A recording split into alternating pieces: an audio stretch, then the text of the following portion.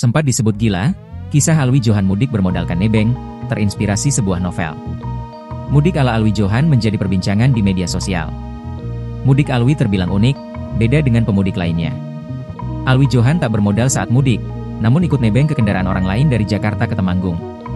Yang namanya nebeng tentu saja pemilik kendaraan tak dikenal Alwi. Alwi melakukannya berkali-kali ganti kendaraan. Alwi mengawali mudik unik pada Rabu, 26 Maret 2025. Dari Jakarta, Alwi menumpang mobil pikap semen hingga ke wilayah Bekasi. Tiba di Cikampek, Alwi pun memutuskan untuk istirahat dan salat di Masjid Cikampek.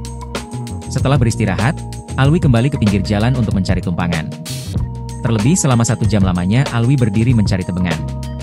Kisahnya mudik ke Temanggung bermodal nebeng jadi sorotan di 2025, Alwi ternyata juga pernah viral di 2024. Di tahun lalu, Alwi juga melakoni hal yang sama yakni mudik ke kampung halamannya bermodal numpang kendaraan orang lain.